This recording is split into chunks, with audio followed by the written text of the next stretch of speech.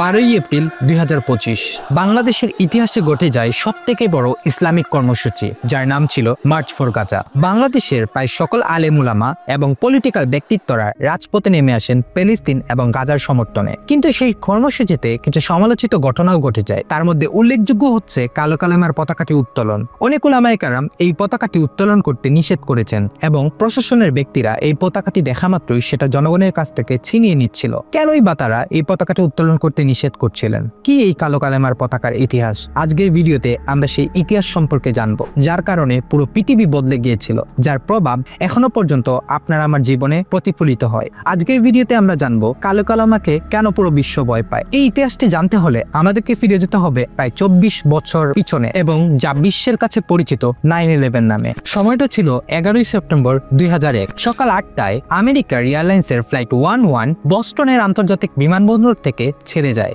এবং তাদের গন্তব্য ছিল লস এঞ্জেলস। বিমানটিতে প্রায় 92 জন যাত্রী ছিলেন, যার মধ্যে 11 জন ছিলেন ক্রু সদস্য এবং বাকি 81 জন ছিলেন সাধারণ নাগরিক। ফ্লাইটটি ছেড়ে যাওয়ার প্রায় 15 মিনিট পরে জানা যায় এই 81 জন যাত্রীর মধ্যে 5 জন ছিলেন হাইজ্যাকার। তারা বিমানটিকে ছিনতাই করে যাত্রীদেরকে কাবু করে এবং তারা জোর করে পাইলটের ককপিটে ঢুকে যায়। তাদের মধ্যে একজন ছিলেন মোহাম্মদ আত্তা, যার বয়স ছিল 33 বছর। তিনি ছিলেন একজন প্রশিক্ষিত পাইলট। তিনি পুরো বিমানটির নিয়ন্ত্রণ নিজে নিয়ে নেন এবং বিমানটিকে উড়িয়ে নিয়ে যেতে থাকেন ওয়ার্ল্ড ট্রেড সেন্টারের দিকে। ওয়ার্ল্ড ট্রেড সেন্টার তখন ছিল আমেরিকার ঐতিহাসিক ভবন এবং একটি সময়ে এটি ছিল পৃথিবীর সবথেকে উঁচু বিল্ডিং। এটি ছিল নিউ ইয়র্কের গর্ব। হাইজ্যাকাররা বিমানটিকে ওয়ার্ল্ড ট্রেড সেন্টারের উত্তর টাওয়ারে নিয়ে সরাসরি ক্লাশ করায়। এই দুর্ঘটনাটি ঘটে সকাল 8:45 মিনিটে। তৎকালীন মার্কিন প্রেসিডেন্ট জর্জ বুশ তখন ফ্লোরিডার একটি স্কুলে সফরে ছিলেন। হোয়াইট হাউসের চিফ অফ স্টাফের কাছে যখন এই দুর্ঘটনার খবরটি পৌঁছায়, তিনি সরাসরি জর্জ বুশকে এই বিষয়টি সম্পর্কে জানান। জর্জ বুশ প্রথমে সেটা বিশ্বাসই করতে পারেননি। বুশ বলেন পাইলট নিশ্চয়ই হার্ট অ্যাটাক করেছে, তাই হয়তো বিমানটি গিয়ে ভবনে ধাক্কা দেয়। কিন্তু ঠিক তার 17 মিনিট পরেই জানা যায় ইউনাইটেড এয়ারলাইন্সের ফ্লাইট 175 হাইজ্যাক করা হয়েছে এবং সেখানেও আগের ফ্লাইটের মতো 5 জন হাইজ্যাকাররা সম্পূর্ণ বিমানটির নিয়ন্ত্রণ নিজেরা নিয়ে নেয় এবং বিমানটিকে নিয়ে সরাসরি ওয়ার্ল্ড ট্রেড সেন্টারের দক্ষিণ টাওয়ারে নিয়ে ক্লাশ করায়। দ্বিতীয় ক্লাশ দ্বিতীয় টাওয়ারে। জর্জ বুশ তখন ফ্লোরিডার সেই স্কুলের দ্বিতীয় শ্রেণীর শিক্ষার্থীদের সাথে পড়ার অনুশীলন করছিলেন। তখনই হোয়াইট হাউসের চিফ অফ স্টাফ জর্জ বুশের কানে কানে গিয়ে বলেন আমেরিকা ইজ আন্ডার অ্যাটাক। কিন্তু জর্জ বুশ তখনও কোনো প্রতিক্রিয়া দেখাননি। তিনি আরো 7 মিনিট সেই ক্লাসে অবস্থান করেছিলেন, শিশুদের সাথে পড়ার অনুশীলন করছিলেন, শিশু এবং শিক্ষকদের সাথে ফটো নিচ্ছিলেন। কিন্তু এই 7 মিনিট ছিল অত্যন্ত গুরুত্বপূর্ণ। পুরো বিশ্বের কাছে তখন সেই খবরটি পৌঁছে গিয়েছিল আমেরিকা ইজ আন্ডার অ্যাটাক। আমেরিকাতে টেররিস্ট অ্যাটাক হয়েছে। দ্বিতীয় বিমানটি ধাক্কা দেওয়ার প্রায় কয়েক মিনিট পরে জানা যায় আমেরিকার আরো 2টি এয়ারলাইন্সকে হাইজ্যাক করা হয়েছে। তাদের মধ্যে একটি ছিল আমেরিকার এয়ারলাইন্সের ফ্লাইট 77।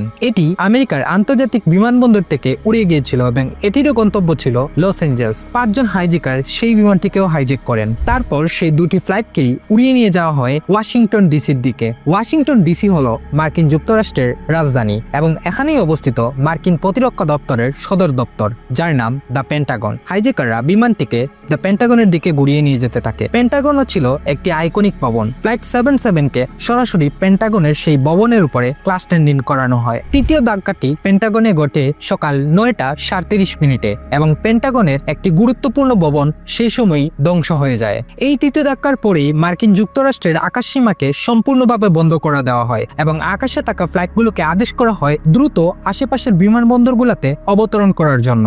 সকাল 9:59 মিনিট আমেরিকার ঐতিহাসিক ওয়ার্ল্ড ট্রেড সেন্টারের দক্ষিণ টাওয়ারটি সম্পূর্ণভাবে ভেঙে পড়ে। এই সময়ে সবাই আতঙ্কিত ছিল চতুর্থ বিমানটিকে নিয়ে। ইউনাইটেড এয়ারলাইন্সের ফ্লাইট 93ও হাইজ্যাক করা হয়েছিল এবং এটিকে উড়িয়ে নিয়ে যাওয়া হচ্ছিল আমেরিকার হোয়াইট হাউসের দিকে। সবাই সন্দেহ করছিল এই বিমানটিকে হয়তো হোয়াইট হাউসের উপরে ক্রাশ ল্যান্ডিং করানো হবে। হোয়াইট হাউস হলো মার্কিন যুক্তরাষ্ট্রের অত্যন্ত গুরুত্বপূর্ণ একটি স্থান, যেখানে প্রেসিডেন্ট বসবাস করেন। অন্যদিকে চতুর্থ বিমানের যাত্রীরা তারা তাদের ফোন চালু করেন এবং তাদের পরিবারের সাথে কথা বলেন এবং তাদের পরিবার তাদেরকে জানায় এই মুহূর্তে আমেরিকায় কি ঘটছে। ইতিমধ্যে 3টি বিমান ওয়ার্ল্ড ট্রেড সেন্টার সহ পেন্টাগনে বিধ্বস্ত হয়েছে এবং তাদের বিমানটিও হাইজ্যাক করা হয়েছে। তখনই তারা বুঝে যান তাদের সাথে পরবর্তীতে কি ঘটতে চলেছে এবং তাদের বিমানও কোনো না কোনো স্থানে বিধ্বস্ত করা হবে। তখন তাদের কাছে মাত্র 2টি রাস্তা খোলা ছিল, চুপচাপ বসে থাকা এবং হাইজ্যাকার কোথায় গিয়ে বিমান বিধ্বস্ত করবে সেটা চুপচাপ দেখা, অথবা সাহস করে হাইজ্যাকারদের সাথে লড়াই করা। ফ্লাইট 97 যাত্রীরা সাহস দেখিয়েছিল। তারা হাইজ্যাকারের বিরুদ্ধে লড়াই করা শুরু করে এবং বিমানে সেই মুহূর্তে বিশৃঙ্খলা দেখা দেয়। এটা সম্পূর্ণভাবে নিশ্চিতভাবে নিশ্চিত নয় তারা হাইজ্যাকারদেরকে পরাস্ত করতে পেরেছিল কিনা, কিন্তু এটা নিশ্চিত তারা চেষ্টা করেছিল, তারা লড়াই করেছিল এবং পরবর্তীতে সেই বিমানটি একটি খালি মাঠে গিয়ে ক্র্যাশ ল্যান্ডিং করে এবং বিমানে থাকা সকল যাত্রী মারা যায়। সকাল 10:28 ওয়ার্ল্ড ট্রেড সেন্টারের উত্তর টাওয়ারটিও সম্পূর্ণভাবে ভেঙে যায় এবং এই ঘটনায় প্রায় 3000 মানুষ সেই সময়ই মারা যান এবং 6000-এর বেশি মানুষ আহত হন।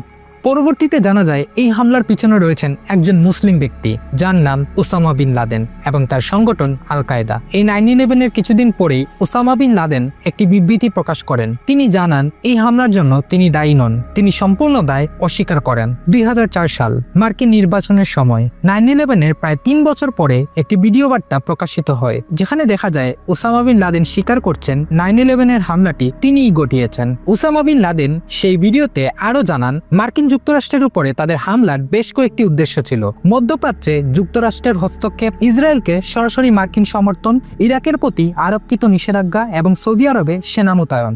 এই বিশেষ কারণগুলোর জন্যই আমেরিকার উপরে তারা এই হামলা চালিয়েছিল এবং তাদের লক্ষ্য ছিল আমেরিকাকে একটি শিক্ষা দেওয়া। এই ভিডিও বার্তার পরেই আমেরিকা গঠন করে 9/11 কমিশন। এই 9/11 কমিশনের রিপোর্টে উঠে আসে একজন পাকিস্তানি ব্যক্তির নাম, যার নাম খালেদ শেখ মোহাম্মদ, যাকে এই হামলাগুলোর মূল পরিকল্পনাকারী হিসাবে চিহ্নিত করা হয়। এই খালিদ শেখ মোহাম্মদ কিন্তু 1993 সালে ওয়ার্ল্ড ট্রেড সেন্টারে বোমা হামলার চেষ্টা করেন, যার কারণে আমেরিকার গোয়েন্দা সংস্থা তাকে এবং তার 4 সহযোগীকে গ্রেফতার করে এবং তিনি এখনো পর্যন্ত আমেরিকার একটি কারাগারে বিচারাধীন অবস্থায় রয়েছেন। অন্যদিকে ওসামা বিন লাদেন শেষ পর্যন্ত নিহত হন 2001 সালের মে মাসে। এখানে একটা বিষয় জানার কথা, এই হামলাগুলো সাধারণ মানুষের জীবনে কি প্রভাব ফেলেছিল। আমি শুধু মার্কিন যুক্তরাষ্ট্রের মানুষের কথা বলছি না, আমি পুরো বিশ্বের সাধারণ মানুষের কথা বলছি। আপনারা কল্পনাও করতে পারবেন না এই হামলার প্রভাব সাধারণ মানুষের জীবনে কতটুকু বিস্তৃত হয়েছিল।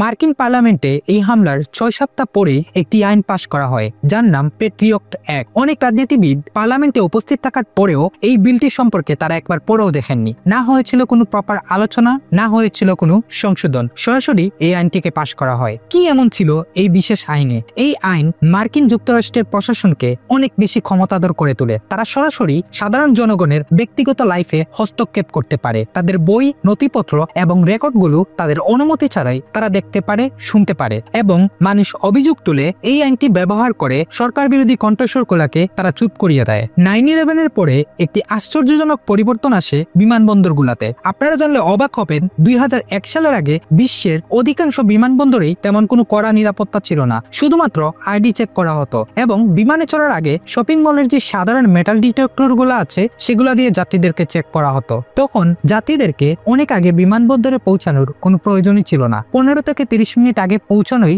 যথেষ্ট ছিল। কিন্তু 9/11-এর পরেই সবকিছুই বদলে যায়। এটিই ছিল 9/11-এর সম্পূর্ণ ইতিহাস, যার প্রভাব এখনো আমরা আমাদের জীবনে প্রতিনিয়ত দেখতে পাচ্ছি। এই 9/11 যারা ঘটিয়েছিল ওসামা বিন লাদেন এবং তার সংগঠন আল কায়দা, তারা তাদের প্রতীক হিসাবে এই কালো কালেমার পতাকা সবসময় ব্যবহার করত, যার কারণে এই কালো কালেমার পতাকাটি পুরো বিশ্বের কাছে হুমকি স্বরূপ। যারাই এই কালো কালেমার পতাকাটিকে সমর্থন করে, উত্তোলন করে, তাদেরকেই পুরো বিশ্ব টেরোরিস্ট হিসাবে দেখে।